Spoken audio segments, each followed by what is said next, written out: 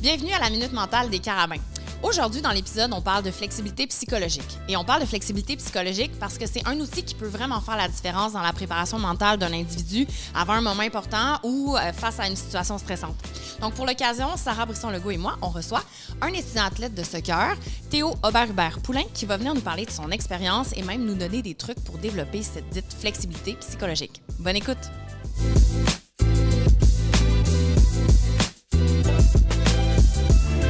Bienvenue à la Minute Mentale des Carabins. Bonjour vous deux. Bonjour. Allô? Allô? Alors, comme à l'habitude, je suis accompagnée de ma collègue Sarah Brisson-Legault. Bonjour Sarah, qui est responsable du programme de performance mentale, de bien-être et de développement des Carabins. Bienvenue à la Minute Mentale. Merci, bienvenue Laurence. chez vous. Et aujourd'hui, on a le plaisir ensemble de recevoir Théo Aubert-Hubert-Poulain. Bonjour Théo. Bonjour. Qui est un de nos étudiants athlètes de soccer, mais un des étudiants athlètes de soccer de l'équipe de soccer des Carabins. Bienvenue à la Minute Mentale. Merci beaucoup, c'est gentil. Alors, aujourd'hui, on parle de flexibilité psychologique. Fait que Théo, je te regarde. Je sais que tu étudies en psychologie. Oui. Donc, ça donne un petit avantage, mais en même temps, une petite pression pour ma première question. Pour toi, dans tes mots, pas de grosse définition, là, mais pour toi, qu'est-ce que ça veut dire, la flexibilité psychologique? Moi, comment j'interprète la flexibilité psychologique, c'est de réussir à rester centré sur ses objectifs tout en diminuant l'influence de nos émotions quand il faut prendre une décision, quand il faut jouer notre sport ou quand il faut se concentrer sur nos objectifs généralement. OK, mon Dieu. 100%. Ben, c'est ça que j'allais dire, Sarah. As-tu quelque chose à ajouter à ça? C'est, en tout cas, pour la plèbe, là, pour nous, c'est très clair ce que tu viens de dire. Tant mieux. Vraiment. Ouais. À ajouter, non, peut-être complémentaire, mais Ouais. dans le fond, moi, ma définition la plus simpliste, c'est la capacité de s'adapter aux différentes situations. Fait que, je pense que dans le sport, comme dans la vie, il y a Ouais. plein d'adversités, des distractions, des défis, puis c'est la capacité, en fait, à rester centré sur nos valeurs, puis qui on est, puis à s'adapter aux différentes situations que la vie nous présente ou le sport nous présente. Ouais. Puis là, tu as donné quelques exemples, mais mettons pour quelqu'un qui fait un parcours universitaire, pas juste des étudiants athlètes, un étudiant régulier, en quoi c'est un outil qui est important de développer? En quoi la flexibilité psychologique, ça aide un parcours universitaire? C'est une bonne question. Ben, je pense que autant d'aller à l'école que de faire du sport, que nos relations interpersonnelles, il va avoir des défis, il va avoir de l'adversité. C'est comme ça que la vie, elle est bâtie. Puis malheureusement, on n'en parle pas assez. On nous vend que c'est facile, en fait, mais la vie, c'est difficile. Ça a son lot d'embûches. Fait que la flexibilité, en fait, elle permet de... L'alignement, elle permet de rester qui on est, malgré ces embûches-là. Puis je pense à un parcours comme Théo, exemple, qu'on doit concilier une dualité de sport puis d'études, qui est un défi quand même de taille. Là, leur horaire, elle est rodée par le sport puis par leurs études. Donc, c'est sûr que ça vient avec beaucoup d'adversité ou de moments difficiles. Fait que je pense que la flexibilité, elle est, je ne vais pas dire nécessaire, mais elle est optimale. Oui, c'est ça. OK, je comprends. Optimise un parcours, mettons. Absolument. Puis toi, Théo, justement, Sarah en parle un petit peu, mais est-ce que tu as dû faire preuve de flexibilité psychologique dans ton parcours? Rapidement, ça ressemble à quoi ton parcours? Puis... Assurément. J'ai commencé à jouer au soccer quand j'étais tout jeune, 7-8 ans. C'était plus pour le plaisir qu'autre chose. Et puis, j'ai continué. J'ai arrêté de jouer vers mes 13 à 15 ans parce que je m'étais fait couper de mon équipe. Et, Premier ensuite, défi. Ouais. Et ensuite, j'ai joué au secondaire au futsal. J'ai joué un peu au football américain 2-3 années, rien de plus. Et puis au cégep aussi. Et finalement, j'ai rejoint les Carabins en 2023. OK. Puis, dans ton parcours universitaire, parce que là, ça fait quoi? Ça fait 2 ans que tu es avec les Carabins, 3 ans? Là, je commence ma 3e année. Tu commences ta 3e année. Est-ce que tu as vécu des défis particuliers où tu as dû utiliser cette espèce de... Ou en fait, où tu n'as pas eu le choix d'être plus flexible psychologiquement? Ou as-tu connu des moments où tu étais bloqué, genre? Oui, c'est sûr. Je peux penser à plein de moments, juste rentrer dans l'équipe de soccer. Comme n'importe quelle équipe Carabin, c'est très sélectif. Donc, juste le processus d'être en essai, de connaître personne dans l'équipe, de devoir s'adapter, de ne pas connaître le coach, de ne pas savoir est-ce que demain je vais pouvoir me présenter à l'entraînement parce que je vais être coupé ou pas. C'est sûr que ça demande une certaine flexibilité. Ensuite, une fois que j'ai été pris dans l'équipe, est-ce que je vais jouer? Est-ce que je vais être habillé au match?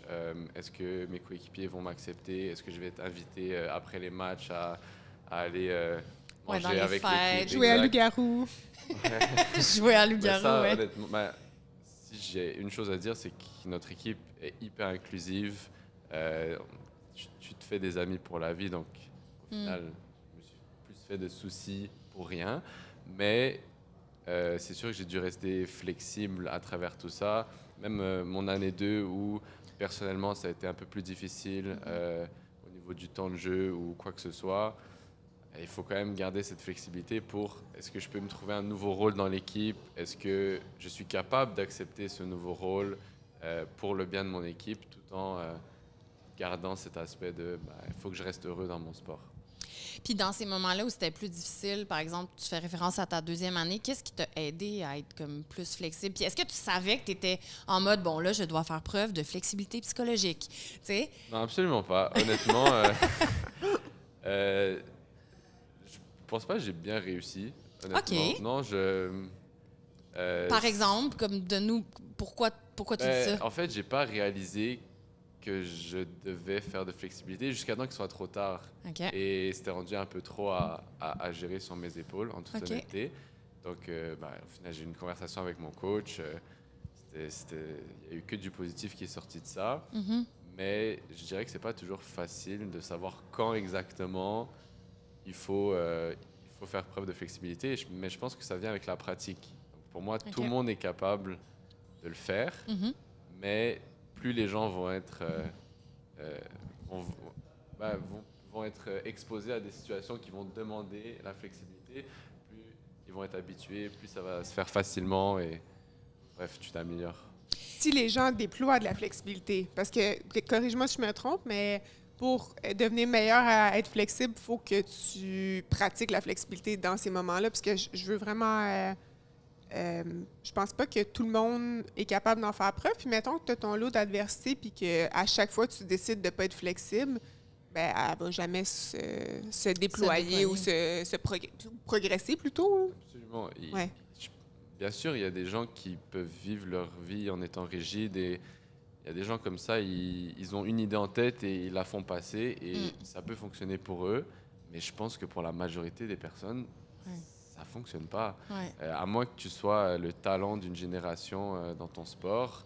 Oui, là, l'équipe va être bâtie autour de toi, tu as ton idée, ça va passer. Si ce n'est pas le cas, comme le commun des autres, comme nous, il faut que tu t'adaptes à ce que l'équipe a besoin, ce que ton coach veut. Puis on n'est jamais à l'abri d'une blessure, Absolument. d'une rupture, tu sais, comme à des impacts dans notre vie qui ne sont pas nécessairement dans le milieu qui est par exemple ici dans ton cas prédominant qui est le sport, tu sais, comme on n'est jamais à l'abri de ça. Sarah, est-ce que, c'est quoi, je sais pas si ça existe, mais ce serait quoi les cues je trouve pas le mot franco, là, mais ce serait quoi les cues à regarder quand... Là, ça serait le moment là, de comme prendre un step back puis de se dire OK, fait que là, ça, c'était pas mon plan A. Fait que là, qu'est-ce que je fais? Puis comment je me moule à ces situations-là qui sont différentes? Mm-hmm. Je sais pas s'il y a des, je vais dire entre guillemets, réutiliser ton mot, là, des cues, mais je sais que tout le monde passe par ce moment-là à des endroits différents, au sens où il y a des gens qui vont combattre vraiment longtemps une situation avant de se dire, bon, j'ai pas vraiment de contrôle là-dessus. Qu'est-ce que je peux faire? Qu'est-ce que je contrôle? Comment je veux répondre à cette adversité-là? L'exemple de Théo, il est super bon parce que je pense que c'est un exemple vraiment, vraiment commun pour nos étudiants athlètes. On arrive Carabin, c'est des très bonnes équipes de haut niveau. Donc, beaucoup de joueurs, joueuses qui passent par le défi de temps de jeu ou, exemple, d'avoir une année 1 qui est extraordinaire, puis là, une année 2 qui est différente, de ne pas toujours être d'accord avec les choix des entraîneurs, puis... C'est bien correct, mais de moi, en tout cas, comment j'observe, c'est qu'il y a des gens qui vont rapidement être flexibles et se dire, je ne contrôle pas le temps de jeu que j'ai, c'est pas moi qui prends la décision. Qu'est-ce que je contrôle? Comment je veux répondre à ça? Puis il y a d'autres gens, en toute honnêteté, qui vont... moi, j'en ai que ça fait 4 ans que je vois en individuel, puis que c'est le même défi année après année. Puis ces gens-là restent fâchés après, exemple, l'entraîneur ou la personne en pouvoir.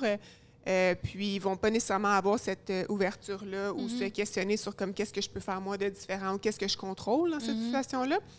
Fait que tout le monde le vit à des moments différents, mais le cue, je vais dire, dès que tu entretiens une émotion qui est difficile pendant vraiment plusieurs semaines, à un moment donné, j'ai l'impression que, bien, personnellement, là, c'est vraiment côté expérientiel, là, pas science, mais j'ai l'impression qu'il arrive un moment où est-ce qu'il faut se le demander. Tu sais, comme ça fait 4 semaines, ça va pas, tu sais, que je suis fâchée, j'ai du ressentiment. Est-ce qu'il y a quelque chose que je peux changer? Est-ce que je peux être flexible? Puis, pour des gens qui nous écoutent, qui se disent ouais, mais ça, c'est pas de la faiblesse?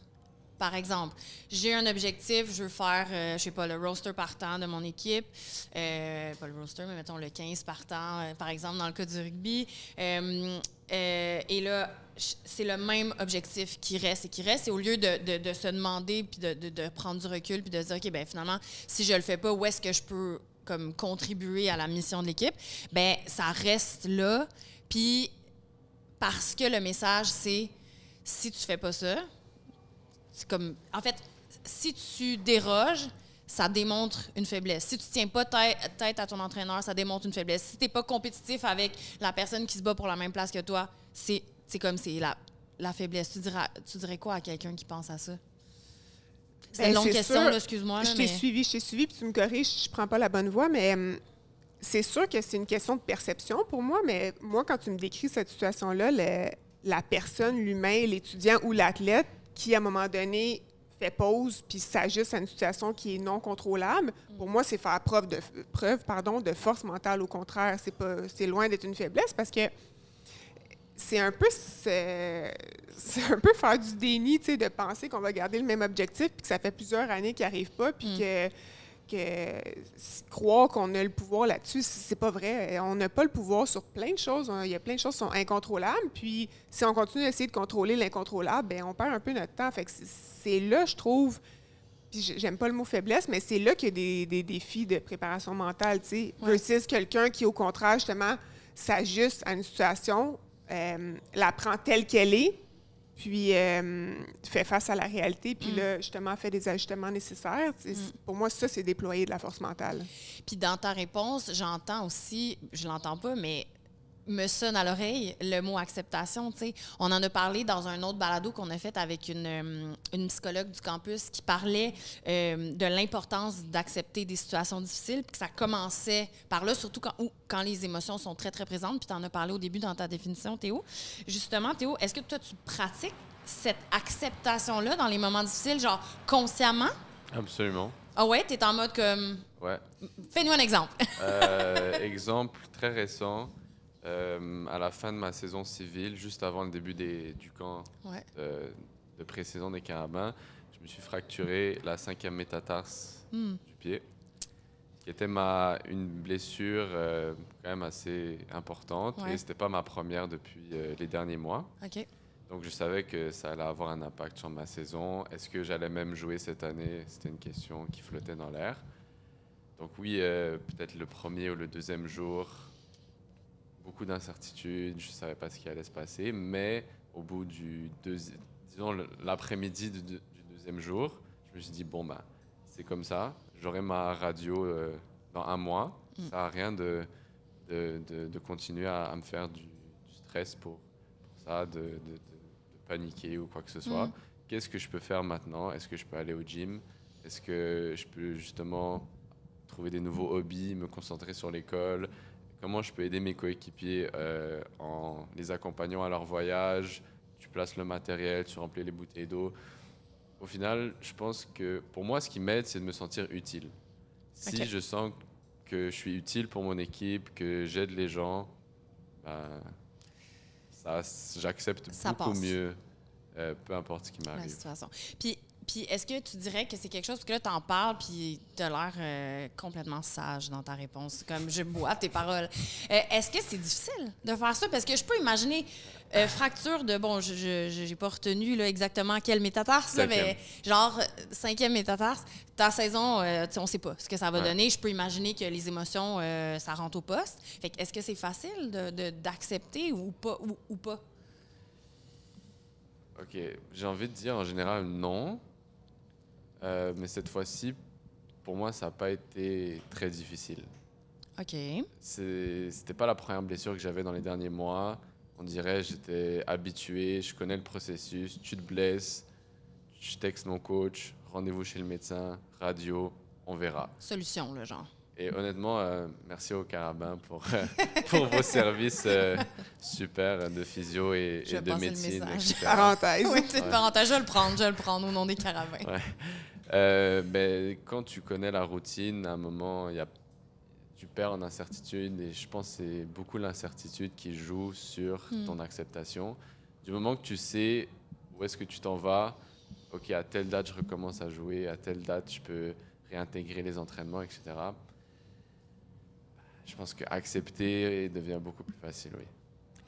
T'allais-tu ajouter quelque chose, Sarah? Je te vois du coin de l'œil. Ben, parce que je trouve ça génial, parce que c'est vrai que tu es bon avec ça, tu sais, avec le processus d'acceptation, je veux dire, de tolérer l'incertitude. Puis, tu as aussi 100% raison quand tu dis, de façon générale, je pense que non, c'est pas facile, l'acceptation, parce que faut savoir que l'acceptation, c'est une habileté, c'est un skill, entre guillemets. Puis une habileté égale, plus je le pratique, comme on dit un peu au début du podcast, plus je deviens meilleure avec ça. Fait que c'est vrai qu'au fur et à mesure de prendre des répétitions, de pratiquer l'acceptation, à un moment donné, elle devient un petit peu plus facile. Tu sais, c'est comme n'importe quoi. Tu vas dans le gym faire un clean and press. Ben, la première fois, ça se peut que ce soit ordinaire. Là, ton mouvement, c'est super technique, tu sais, c'est normal. Puis une Olympienne qui fait ça depuis 20 ans de sa vie, bien évidemment qu'elle maîtrise mieux le clean and press. Donc, même chose pour l'acceptation. Quelqu'un qui l'a pratiqué souvent devient un petit peu plus rapide à déployer l'acceptation, puis aussi meilleur et efficace à le faire. Fait que c'est peut-être ça je vais dire, c'est comme positif, mais pas positif en même temps que tu as eu à le pratiquer une couple de fois avant. Comme un cadeau empoisonné. Ouais, c'est ça. Mais puis justement, tu sais, c'est quoi, Sarah, les exercices ou comme les techniques qu'on peut... Est-ce qu'il y a quelque chose qu'on peut pratiquer, justement, pour faire preuve d'acceptation puis développer sa flexibilité psychologique? Oui. La première chose, je veux dire, c'est... Théo l'a mentionné un petit peu tantôt, mais comme c'est vraiment difficile, je pense, pour un... Puis je veux surtout pas banaliser leur réalité, parce qu'un étudiant athlète qui pratique pendant des dizaines d'heures par semaine son sport, en plus d'étudier, en plus d'avoir une vie à l'extérieur, je pense au soccer, que vous êtes sur le terrain tous les jours, à football, à rugby, nomme-les, tu sais. Si t'arrives le jour du match, puis tu joues pas ou t'es pas habillé, c'est pas vrai que c'est facile d'accepter ça là, pour personne, tu sais, je pense. Fait que vraiment un gros défi d'acceptation, probablement un des plus gros pour la réalité d'un étudiant athlète. Même chose pour une blessure, full incontrôlable. Tu penses que tu vas avoir une belle saison, tu t'es préparé, tu as fait un off-season de feu, puis finalement, quelques semaines avant le début de saison, tu te blesses, puis ça se peut que tu ne puisses pas jouer une seule minute de ta saison. C'est horrible, honnêtement, horrible. Fait que loin de moi l'idée de vendre que c'est facile d'accepter une réalité comme ça. Ceci étant dit, quand la personne elle est prête à passer dans ce processus-là d'acceptation, ce qui implique j'ai vécu les émotions préalablement à mon acceptation. Tu sais, j'ai été en colère, j'ai été triste, j'ai eu de la peine, peu importe ce que c'est. Quand la personne se sent prête à passer par l'acceptation, bien là, il y a quand même quelque chose qui enclenche qui est un peu plus doux. Tu sais, l'acceptation, ça a l'air passif par moment. On en a parlé un peu avec la psychologue, mais en fait, c'est le secret de tempérer les émotions, tu sais, de juste se dire comme hey, c'est correct d'être déçu puis d'avoir de la peine. J'aimerais ajouter un truc là-dessus. Vas-y, oui. Je pense aussi que c'est plus difficile pour certaines personnes parce que je pense qu'il y a des gens qui vivent leurs émotions beaucoup plus intensément que d'autres, que ce soit homme ou femme. Ouais, genre, c'est un trait de caractère, ouais, genre. Okay. En tout cas. Ben, en tout cas, ouais. Excuse-moi, j'aurais pas dû ajouter ça. Ou du moins, il y en a qui les vivent différemment. Il y en a que ça paraît moins, ils l'évitent un peu plus. Il y en a qui, c'est... Donc, les gens qui ils le ressentent beaucoup plus intense, c'est sûr que ça va être beaucoup plus dur au moment T d'accepter peu importe ce qui arrive. Tandis que d'autres qui les ressentent moins, ça peut être plus facile. Donc, peut-être qu'il y a des gens qui partent de plus loin pour entraîner ce muscle qui est l'acceptation. Oui, puis j'allais faire juste ça, je saute sur l'opportunité, mais je pense aussi, c'est pas juste je suis super émotif ou je le suis pas. Je pense qu'il y a des gens que dans l'immédiat, ils sont un peu moins, mais ça va venir plus tard. Tu sais, on a déjà parlé ensemble, Théo, de deuil, parce que ça se vit comme un deuil un peu, là, une blessure, par exemple, puis le deuil d'une saison. il y en a que dans l'immédiat, la journée même, vont dire comme « Ah, ça va bien, tu sais, j'accepte ma blessure. » Mais finalement, 2 mois plus tard, tu es sur le terrain, on est en championnat canadien. Bien là, tout d'un coup, l'émotion remonte parce qu'elle n'avait pas nécessairement été vécue au départ. Tu sais, fait que ça se fait de plein de façons différentes. Mais effectivement, il y a des gens... moi, je suis comme ça, je suis un peu plus hypersensible. Je pense que je vis beaucoup mes émotions. Puis si j'ai... Bien, en tout cas, la fois où je me suis blessée pour avoir une saison... C'était catastrophique, là. Ça a été une bonne grosse montagne. Absolument. Okay. L'acceptation est peut-être venue un peu plus tard. Mon muscle était moins travaillé que Théo à ce moment-là. Là. Mais puis justement, quand on parle de travailler son muscle, dans l'autre épisode qu'on a fait avec la psychologue, avec Josie Sabourin, tu parlais, Sarah, souvent de pleine conscience, qui était peut-être une façon déguisée d'entraîner ce muscle-là. Quel lien, ou peut-être pas, quel lien fais-tu entre la flexibilité psychologique et la pleine conscience?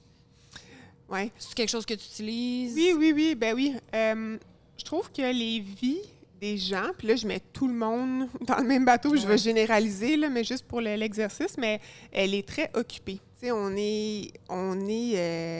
se réveille, puis on dirait que notre journée, elle est bâtie alentour, soit de notre sport, soit de notre travail, soit de nos enfants, de peu importe, nomme-les, là.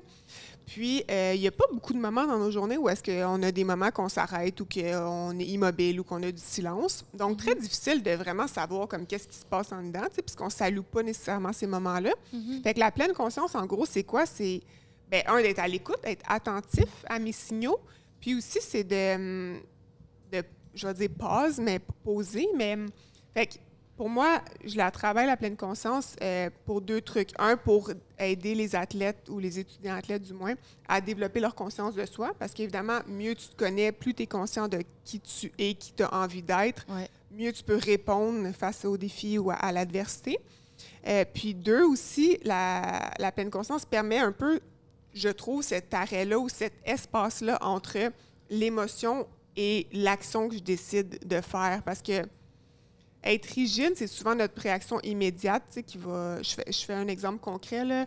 Il arrive quelque chose sur le terrain. Exemple, un arbitre fait un call vraiment douteux, qui crée des émotions pour certains athlètes.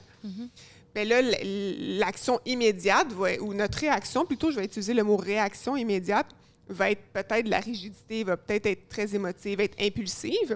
Si on réussit à avoir ce petit moment-là de pause, que ça soit comme un 5 à 10 secondes ou juste une petite respiration, on crée une distance entre l'événement et ma réaction. Et là, je suis capable de faire preuve d'une action qui est plus alignée avec qui j'ai envie d'être. Fait que des fois, il faut juste ce petit espace-là ou cette distance-là entre l'événement qui a suscité une émotion puis ma réponse à l'événement.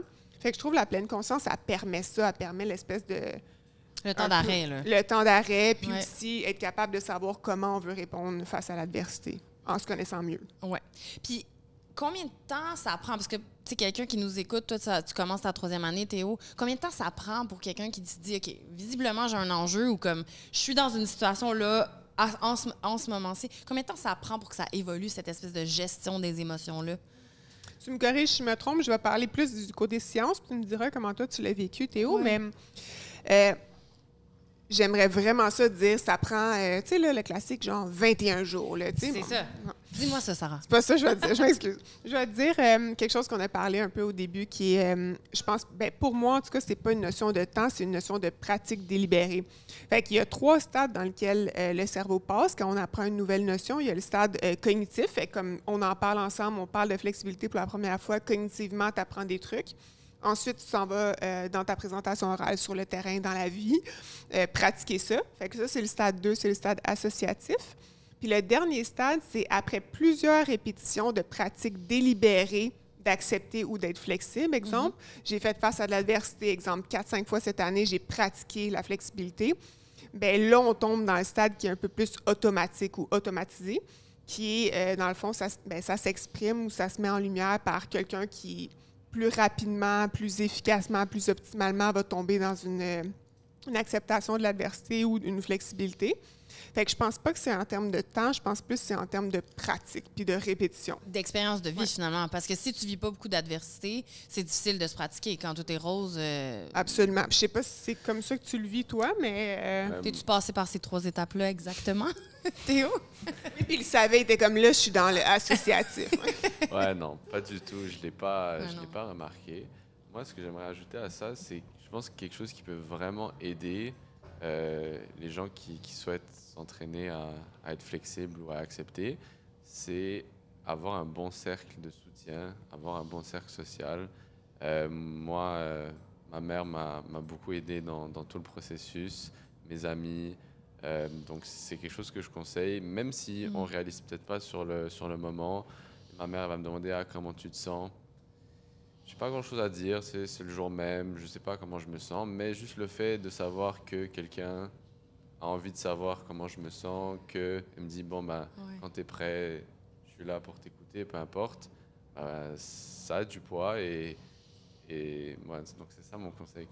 Mais Crème, tu me voles les mots de la bouche parce que j'allais dire en conclusion justement quel conseil t'aurais à donner à quelqu'un. Mais donc, laisse-moi te renvoyer la balle. Okay. Fait que, mettons quelqu'un qui, malheureusement, n'a pas cette chance-là d'être bien entouré. C'est pas tout le monde qui a un cercle social ou un cercle familial très, très serré. Est-ce que Théo ou même Sarah, vous auriez 1 ou 2 conseils pour ces personnes-là? Comme soit avec soi-même, comme c'est quoi le conseil que vous donneriez à quelqu'un qui a besoin de travailler sa flexibilité psychologique? Vas-y. Okay. Moi, je pense qu'il ne faut pas être trop dur envers soi-même. C'est OK de vivre ses émotions. On a le droit d'être déçu. On a le droit de ne pas être d'accord avec les décisions de notre coach. On a le droit de penser mériter plus. Donc, c'est OK de vivre tout ça. Après, je ne conseille pas de nécessairement... être grognon, le montrer dans son équipe. Je pense que c'est important de rester quand même un bon coéquipier ou coéquipière, mais de ne pas être trop dur envers soi-même et peut-être d'écrire dans un journal ou si vous êtes capable de vous parler à vous-même comme si c'était une autre personne. C'est juste moi qui fais ça. Non, c'est un super bon truc, mais oui. Ça permet de prendre le pas de recul, de peut-être voir... de la lumière où est-ce qu'on n'en voyait pas avant.